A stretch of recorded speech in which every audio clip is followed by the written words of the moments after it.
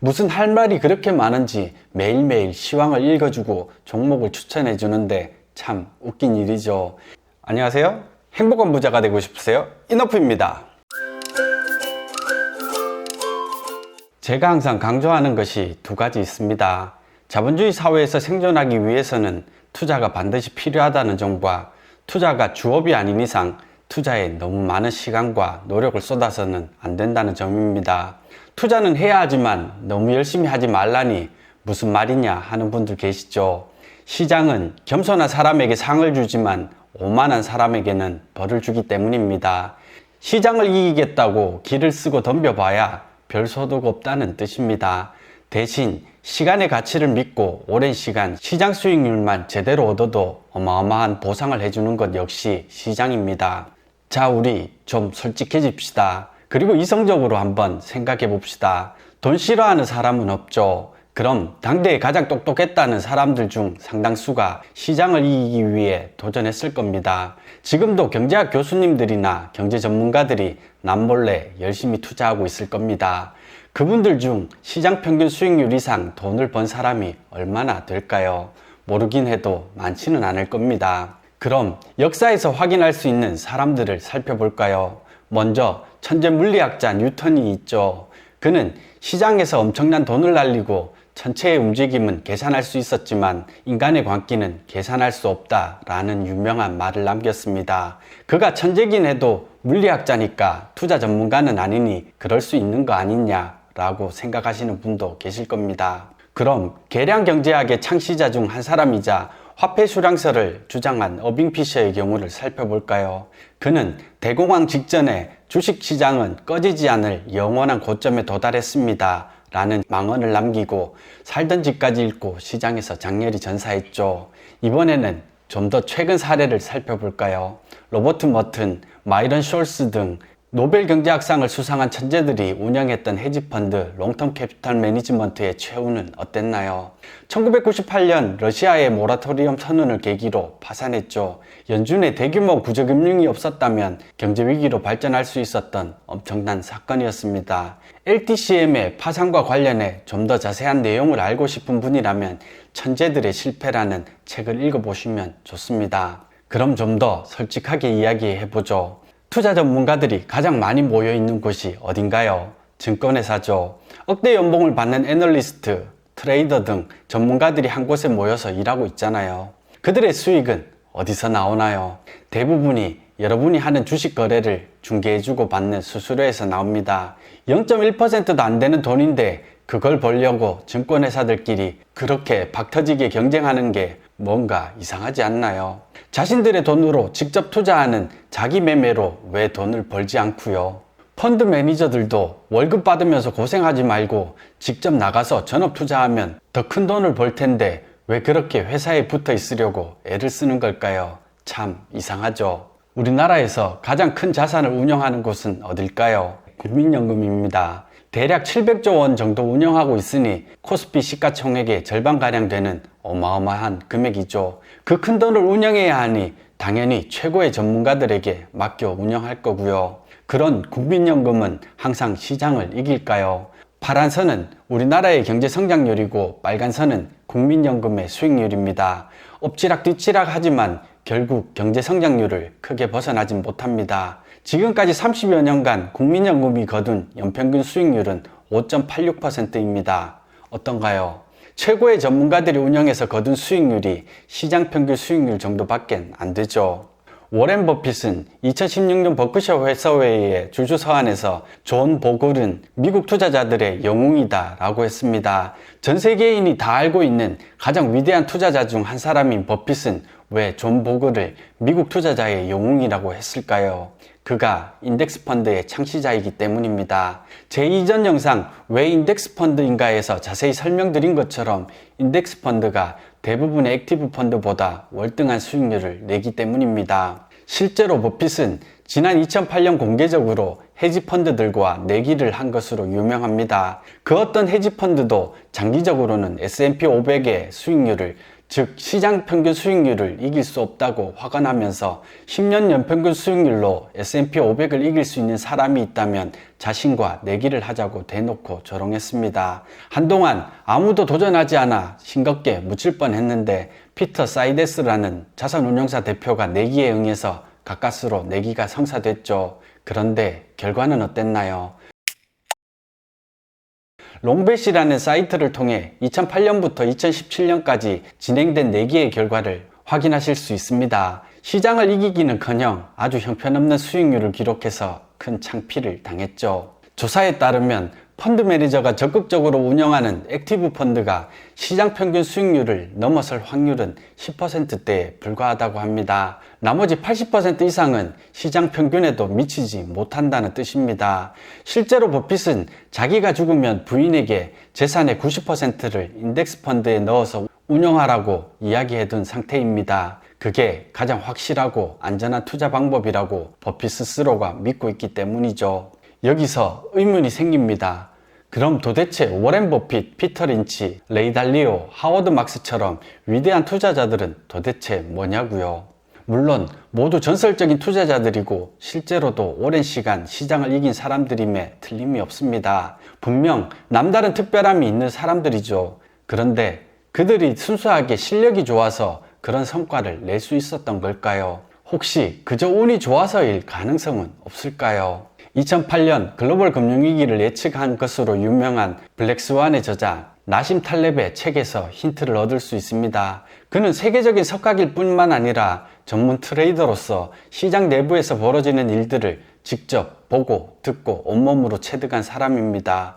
투자자들의 필독서이기도 한 그의 책 행운에 속지 마라에는 운을 실력으로 믿는 수많은 바보들의 일화가 소개되어 있습니다. 특히 투자 시장은 어디까지가 운이고 또 어디까지가 실력인지 정확히 알 수 없죠. 무엇보다 운이 지대한 영향을 미치는 곳이기도 합니다. 가령 시장 참여자들의 수가 엄청나게 많아지면 그 중에는 억세게 운이 좋은 사람 또한 나올 겁니다. 800만 분의 1이라는 로또 당첨자도 구매자가 많아지니 매주 몇 명씩 나오는 것과 같은 이치입니다. 동전 던지기의 경우라면 앞면 혹은 뒷면이 나올 가능성이 반반입니다. 그럼 앞면, 뒷면 무작위로 결과가 나올 겁니다. 평균적으로 그렇다는 뜻이죠. 그런데 동전 던지기에 참여하는 사람의 숫자가 수십, 수백만 명 되면 어떤 결과가 날까요? 분명 그 중에 누군가는 동전을 10번, 20번, 30번 던졌는데 모두 앞면만 나온 사람들도 있을 겁니다. 그럼 누군가는 10년, 20년, 30년 계속해서 좋은 성과를 내는 사람이 나오는 것도 확률적으로 충분히 일어날 수 있는 일이고요.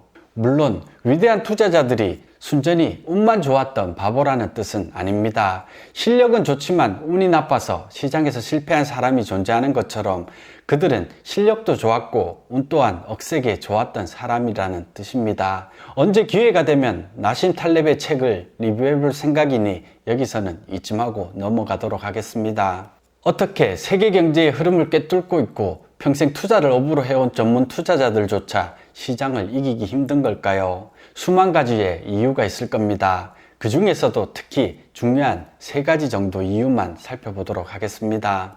첫 번째 이유는 펀드 매니저들의 경우 장기 투자가 쉽지 않다는 데 있습니다. 매분기, 매년 수익률로 모든 것을 증명해야만 하죠. 장기적으로 오를 것이라 확신하는 종목도 지금 당장 손실이 나면 들고 있기 쉽지 않습니다. 펀드의 수익률이 떨어지면 언제 회사에서 잘릴지 모르니까요. 수익률 압박이 상당할 겁니다. 그래서 단기적으로 성과가 날 수 있는 종목들을 보유하거나 내리더라도 시장 핑계를 댈 수 있는 종목을 보유하게 됩니다. 가령 삼성전자를 들고 있다가 시장이 빠지면 시장이 안 좋아서 어쩔 수 없었다고 핑계를 댈 수 있지만 사람들이 잘 모르는 가치주를 들고 있다가 시장이 빠지면 종목을 잘못 골라 손실이 났다며 펀드 매니저가 욕을 먹겠죠. 그러니 시장이 다 아는 종목만 선호하는 거고요. 두 번째 이유는 투자 타이밍이 꼬일 수밖에 없는 구조적인 문제입니다. 시장이 과열되어 있을 때, 즉 펀드의 수익률이 높을 때 펀드로 자금이 계속 유입됩니다. 그러면 고평가된 것을 알면서도 투자를 늘릴 수밖에 없죠. 반대로 시장이 폭락을 해서 너무 싸졌다는 것을 알지만 투자를 늘리고 싶어도 투자할 돈이 없습니다. 펀드 가입자들이 시발시발 하면서 돈을 다 빼가 버렸으니까요. 비싸게 사고 싼 값에 파는 일을 반복할 수밖에 없는 구조입니다. 마지막 이유는 비용 문제입니다. 고액 연봉을 받는 펀드 매니저, 애널리스트들의 월급은 누가 주나요? 그들이 근무하고 있는 여의도와 강남의 휘황찬란한 사무실 운영비는요, 다 여러분이 내는 겁니다. 적게는 1%에서 많게는 2%가 넘어가기도 하죠. 수십 %의 수익을 내준다면야 1, 2% 정도는 기꺼이 줄 수 있겠죠. 그런데 대부분 펀드들이 시장 평균 수익률을 내는 것도 쉽지 않습니다. 주식시장의 장기 평균 수익률은 약 6% 정도입니다. 여기서 2%를 떼간다는 건 수익률의 30% 이상을 가져간다는 뜻이죠. 결코 무시할 수 없는 금액입니다. 인건비가 많이 들어가는 운영 방식이니 고비용 구조일 수밖에 없는 것이죠. 기관 투자자들이 가진 약점을 통해서 개인 투자자들이 전문 투자자들을 이길 수 있는 소중한 교훈을 얻을 수 있습니다. 그들의 약점을 반대로 이용하면 됩니다. 기관 투자자들이 바로바로 성과를 내야 한다면 개인 투자자들은 시장 상황에 일희일비하지 않고 장기 투자를 하면 되겠죠.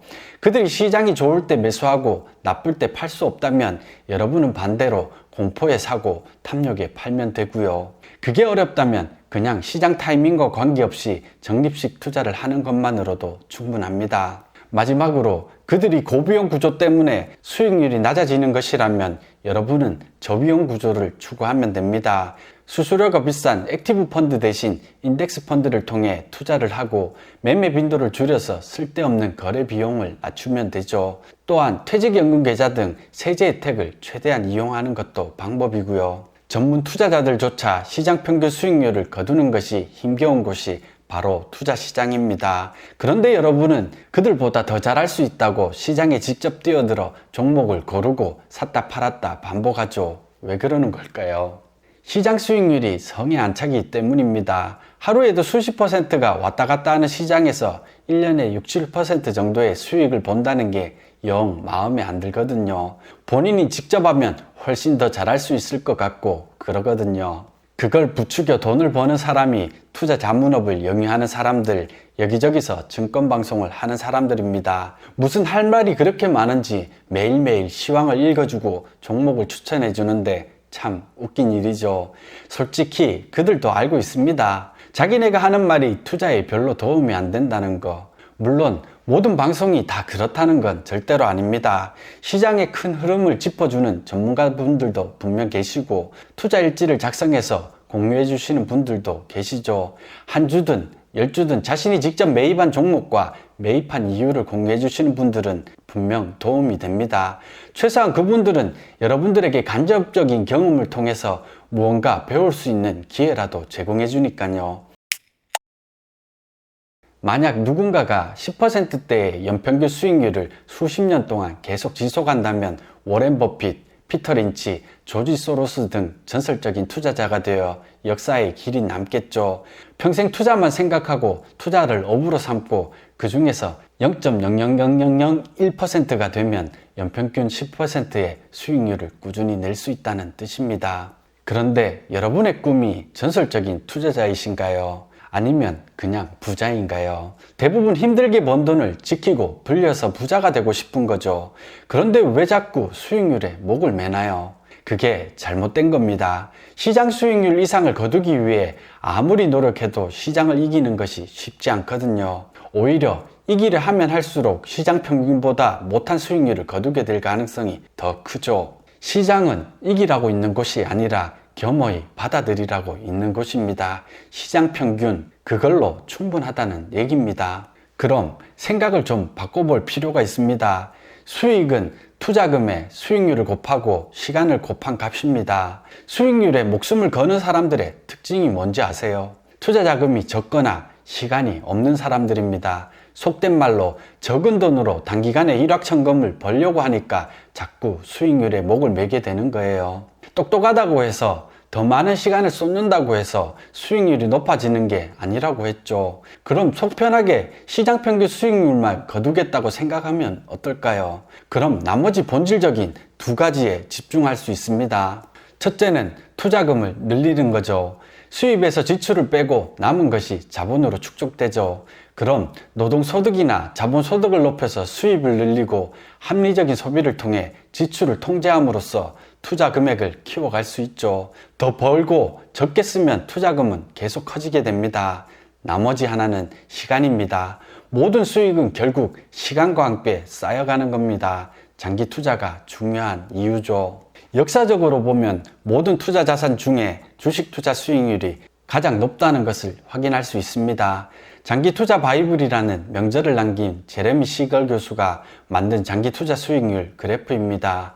1800년부터 무려 200년간 추적한 자산군별 수익 결과입니다. 확실히 장기 투자를 했을 경우 주식이 연평균 6%대의 수익률로 채권이나 금, 현금에 비해 월등함을 알 수 있습니다. 이번에는 한국증권거래소에서 조사한 지난 30년간의 국내 시장 수익률 그래프입니다. 1982년부터 지난 2012년까지 조사한 결과입니다. 미국의 사례와 마찬가지로 주식, 채권의 순으로 수익률이 높습니다. 82년도에 주식을 사두고 잊고 살았다면 30년 후에 대략 30배의 수익이 났다는 뜻입니다. 결코 적은 금액이 아니죠. 지난 역사를 통해 인덱스 펀드를 통해 주식에 투자를 했다면 대략 6% 이상의 연평균 수익률을 거둔 것을 확인할 수 있습니다. 여러분도 그 정도를 목표로 삼으면 어떨까요? 큰 노력 기울이지 않고 6%면 괜찮은 거 아닌가요? 앞서 확인한 것처럼 국민연금이 지난 30년간 거둔 연평균 수익률이 5%대였으니까 아주 훌륭한 거라고 할 수 있겠죠. 여러분, 투자에 너무 많은 시간을 쏟지 마세요. 여러분이 열심히 돈을 벌려는 이유를 결코 잊어서는 안 됩니다. 돈으로 시간과 자유를 사는 것, 삶을 선택할 수 있는 자유, 삶을 누릴 수 있는 시간을 사기 위해 돈을 버는 것 아닌가요?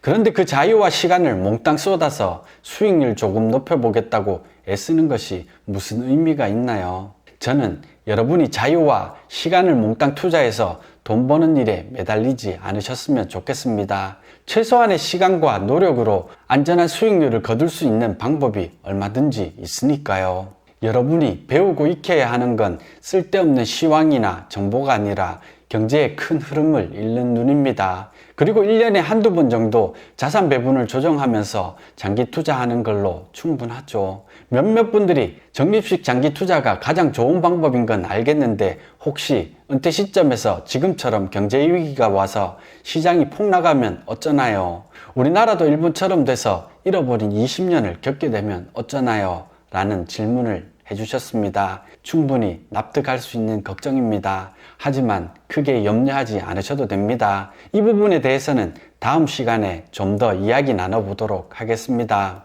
여러분 행복한 부자 되세요. 고맙습니다.